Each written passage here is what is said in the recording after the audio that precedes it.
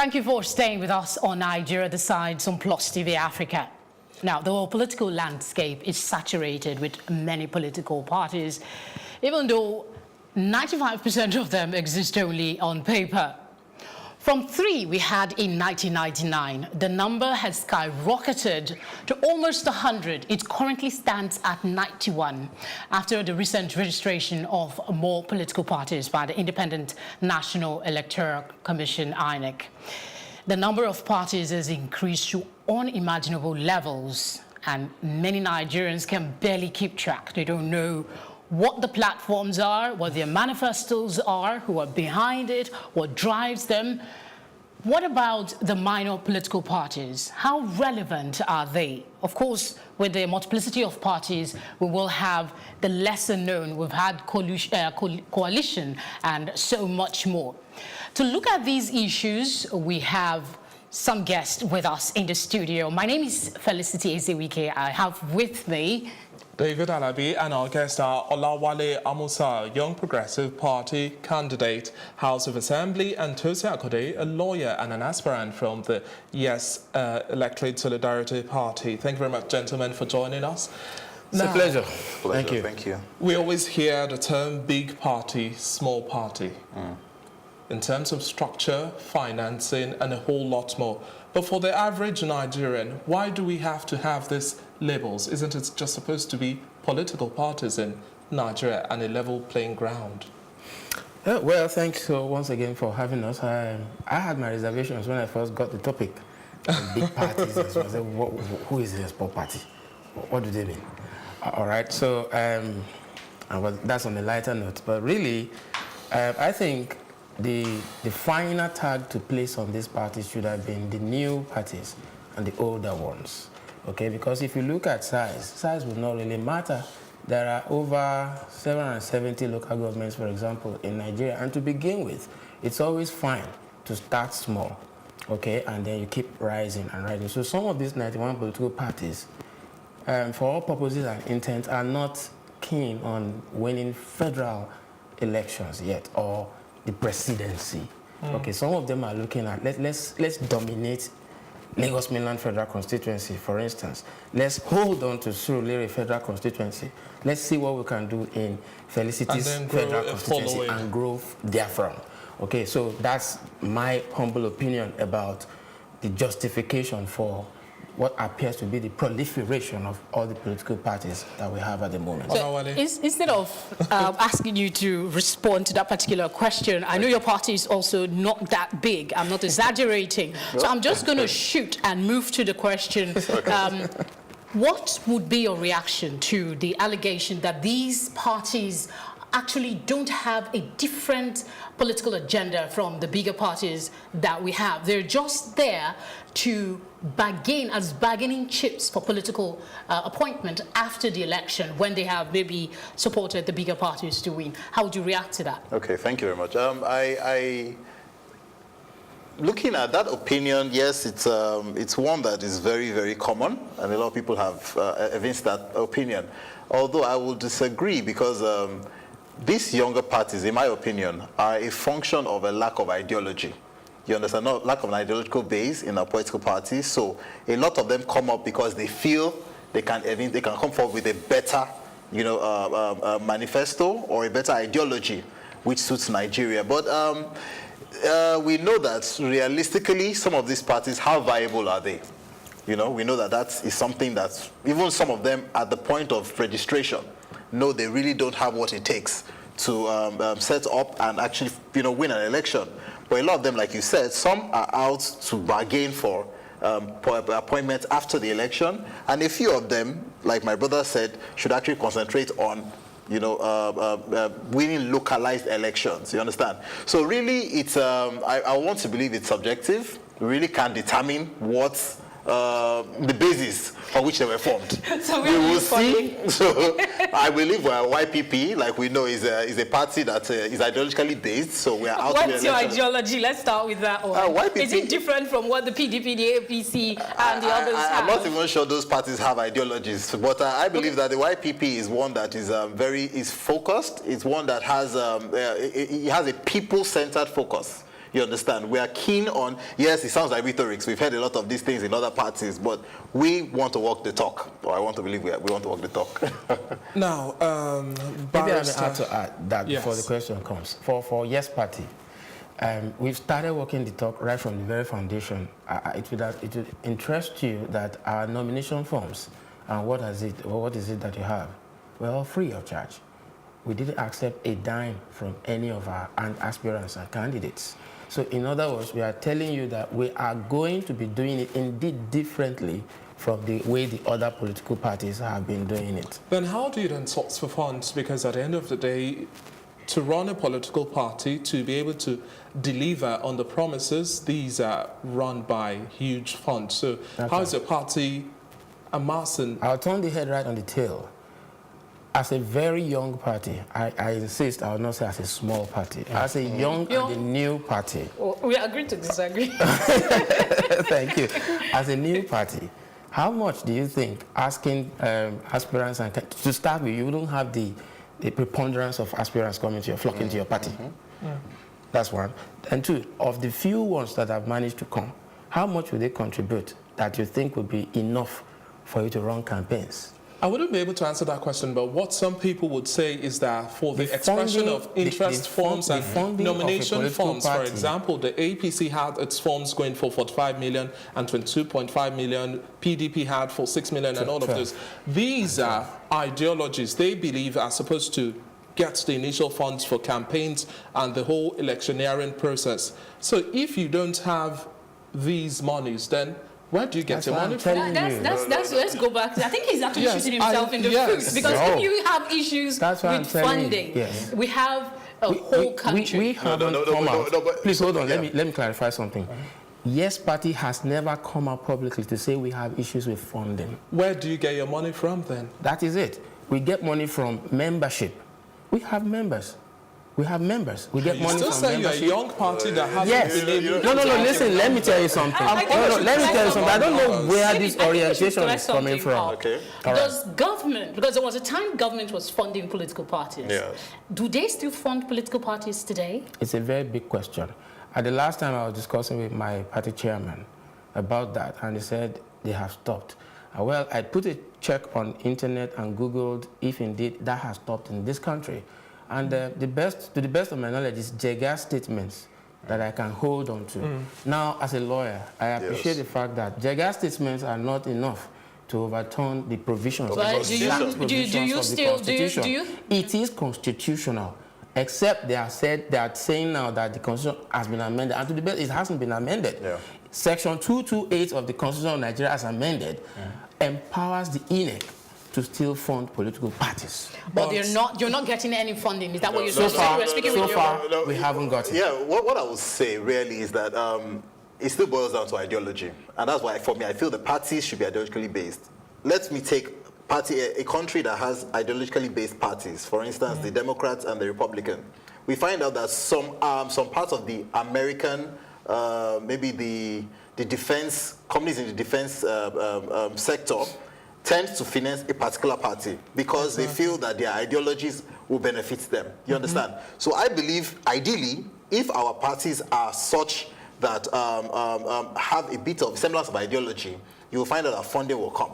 But in the realistic sense, you understand, we are left with membership, and probably, like in my party, for instance, we don't have any money bags. You understand?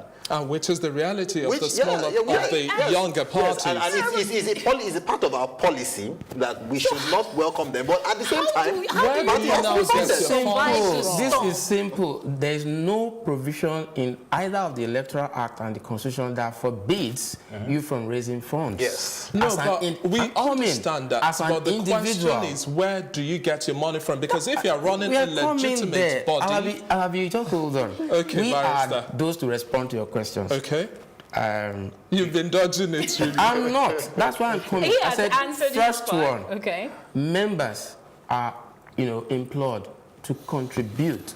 Wherever your heart is, your treasures will be there. If you believe in the ideology of this party, you can willingly support. So we get donations both from members and from outside the party who want to donate. Then as an aspirant, for instance, I opened what was it now? This thing that Shakoor opened as well, and Obi Ezekwesili also Okay, opened. crowdfunding. Money comes from daring, so the issue really But is it's not a not popular platform, necessarily. Felicity, It's not do necessarily you understand where I'm coming from? I do, My question actually. is this: you are still a young platform. Yes. You've not been able to penetrate to the nooks and crannies of Nigeria, I and you think don't have that full he's- structure. So if you say you have contributions of, let's say, 1,000 naira from 50 people, as compared to parties that can raise as much as You are the one 500 begging the million. question. What gave you the confidence that we No, have 50 I'm just members? saying, you rightly say your I never party said is still 50. Okay, do you small. We have... are young. That Okay. does not mean we are not populist. We have All right, many you know people. what? We have friends. Friends have been donating to my campaign. I've gotten 500,000. Okay, we're going to continue with this conversation. We're not done with You see, the the financing thing of is, small the parties. media itself, I used to be a journalist before I became a lawyer, so I'm talking to you as a colleague, not even as a lawyer.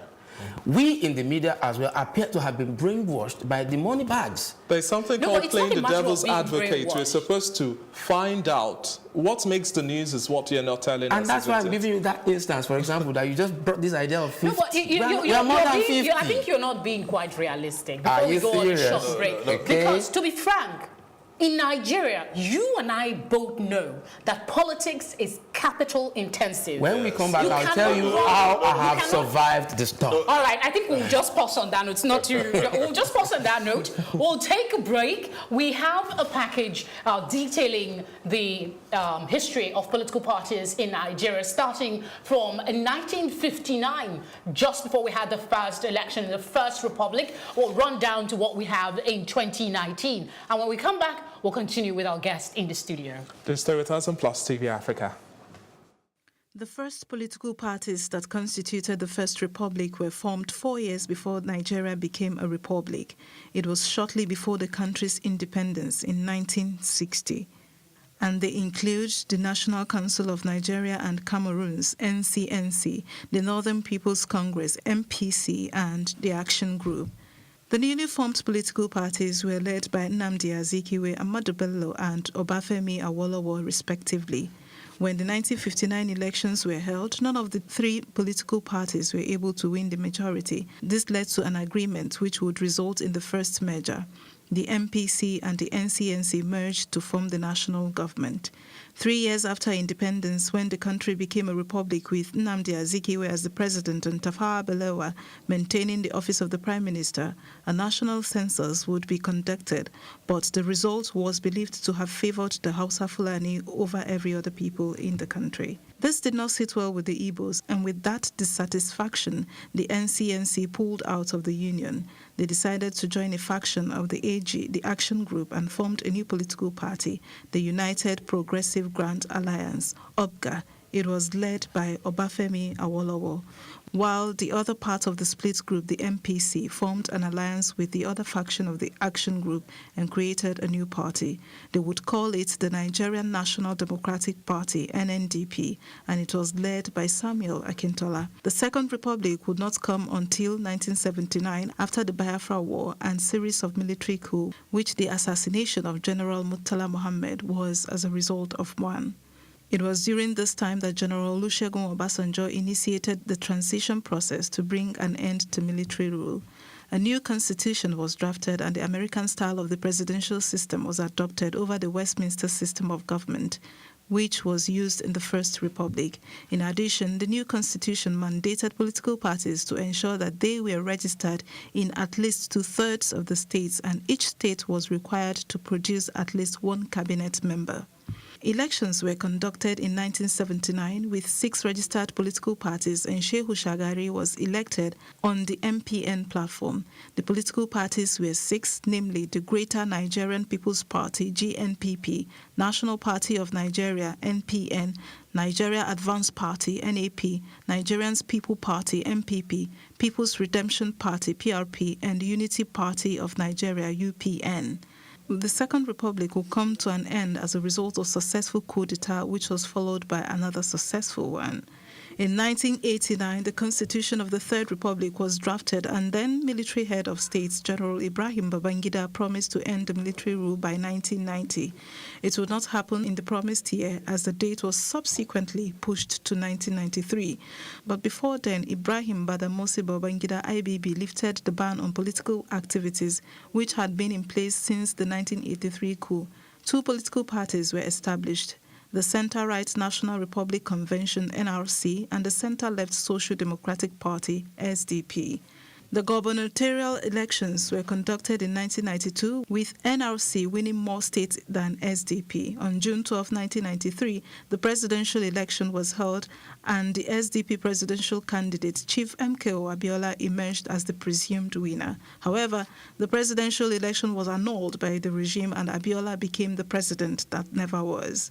It did not take long before General Sani Abacha's coup ousted the administration of Ernest Shonekan, whom Ibrahim Badamasi Babangida IBB appointed as interim president.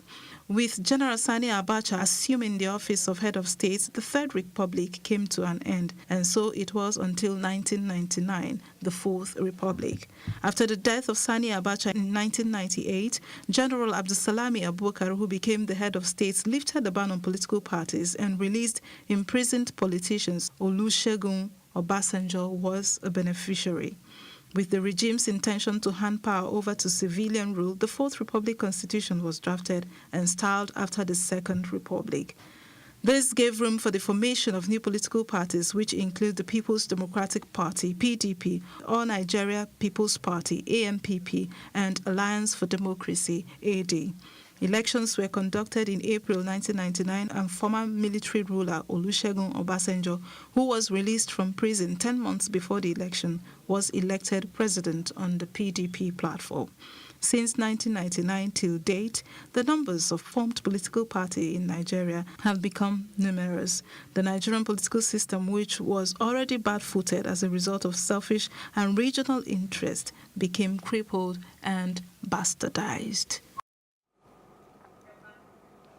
There you have it, an abridged version of our history. That's political parties since 1959 to date. We're now at almost 191. And you'll realize that at some point we had just two political parties, as at the time of Badamasi Babangida just then. And some people thought that that was fair enough and easier for people to identify. Exactly. But before we go to further questions, it's important to note that all these conversations are going on live on all our social media platforms. That's on Facebook, Twitter, and Instagram at Plus TV Africa. And you can also watch us live at Plus TV Africa. Remember, the hashtag remains Nigeria Decides 2019. Make sure you follow the conversation. Okay, we saw that little piece. Yes, let's just look at it this way. 91 political parties.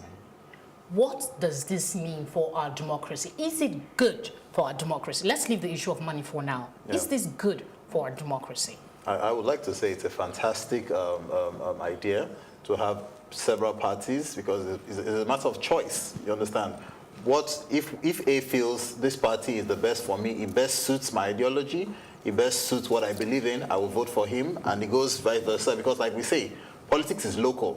If A party wins in my local government, B party wins in the other local government, I think I'm entitled to have freedom of choice to determine what I want. So freedom of choice at 91. Yes. You can barely remember 3 political parties. But even the top parties, let me use the biggest parties here in Nigeria currently, you cannot point out to 1, 2, 3 things that you can say define them as political parties that make them attractive to you. Do you think this is fair on the electorate? I'll take that question to you. Do you think this is fair on the electorate, knowing that you need to, for you to make informed decision, you need to know what these parties stand for, what their candidates, their pedigree, and stuff like that, and you need to go 1, 2, 3. Sorry. Before he goes on, I think you as a member or as someone who is interested in voting, the onus is on you to do your research, to know what is best for you. You understand? I don't believe we should be spoon-fed and tell you, okay,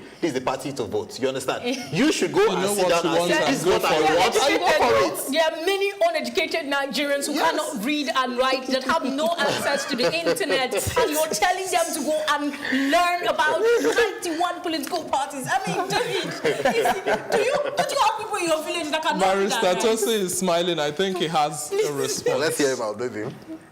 Well, personally, I have to be very honest. I think 91 is a little bit excessive. My first reaction, I was relating with, because I did a lot of volunteer work, teaching young people the subjects of government. So I was telling them, when I heard the news, I said, see, we've missed it again as a country. 91. I think it's a little bit, but that's my opinion, humble opinion. But don't you think that given the opportunity for the 23 extra that were added after the 2015 election, that gives room to strengthen our democracy, make the competition a little bit more keenly contested, and now the bigger parties can't just wave a hand and think that they have a stronger standing? They used to tell us something when we were in the Faculty of Law, that only with 2 lawyers do you get 3 opinions. But even though I'm not used to speaking from both sides of the mouth, but my candid opinion was that even before now, the status quo ante, when we had 68, I still thought it's still on Now, the Barrister high. Tosin, let's also talk legal matters. That's my opinion. Let's talk legal matters. Do you think the statutory requirement for the registration of political parties in Nigeria is a little too liberal? That's according to some school of thought. Obviously, if it's not liberal, we wouldn't have 68 and then we moved on to 91. It's obviously very, very liberal. So what do you think we should be doing now? I've told you that there is a justification in the midst of all of this. What seems to be a proliferation of political parties will be good because all politics is local. You see, APC, what the white men, don't forget that we are not Democrats. Naturally, historically, we are not Democrats. But democracy has come to stay. We are monarchists. Well, your DNA is still speaking forth. That's why the DNA is conflicting with what you acquired, which is democracy. We have been doing so far a travesty of democracy. It's a mockery of it we've had so far. All right, but we can make the most. You see, and I'm both an optimist and a realist at the same time. Even in the Faculty of Law, again, I'm referring to, with due respect to the prestigious university, I don't know the schools you attended. Okay. Now, even back then in the faculty, they would tell us that between having a judge and no law, and having a law and no judge, which is better? It's better to have a judge and no law, because we can make a good judge. The oracular theory of law will come into play. We can make the most of a badly written law. So that's why the mess that has been created, you know, in this country can still be corrected with the proliferation of Party 91. What we are saying is that let YPP win some areas, let Yes Party win some areas. It's gradual. Over time, there's going to be a margin. We can't let YPP or Yes Party win some parties unless the people want to. Of course, I'm referring to the people. Now, let's also look at judicial intervention as well as the registration of some parties. What's your reaction based on the constitutional backings and what's the reason why I'm not afraid? What David was saying. For instance, in 2015, we had about 40 political parties. But of these 40 political parties, only about 5 participated fully in the elections. So do you think that INEC, I think that's where is actually... If I may ask, because before we step on further, I need to understand you. What do you mean by fully participated? They had candidates in almost all the... Hold on. Where I'm going, that's not where we're going. Let's not get deviated. I think his question, I'm just trying to portray the fact that we had many parties, but not all of them participated. Some, like we said earlier, are just on paper. So the question is, do you think INEC is utilizing its power to deregister or address some of these issues when parties are not participating? That's where we are coming to. There are 2 aspects of it. A law says because owing, don't forget, it's a human right which is listed in section 42 of the, section 43, rights to freedom of association. Okay, so if they hinge on that, well, there's also the other one that can counterbalance it. That is the power of INEC. Section 7, subsection 5 of the Electoral Act empowers INEC to do what? The register on 2 grounds. Yeah. One, if they do registration, if they have registration difficulties, okay, that's one ground to strike them out. And then the other one, if they refuse to win at least 1 seat. 1 seat. So I think the law so far has been fair to them. And I know that definitely certain parties out of this 91 will never win any seat at all. And then, let's clarify, some will not even participate in any of the elections at all, it's most likely.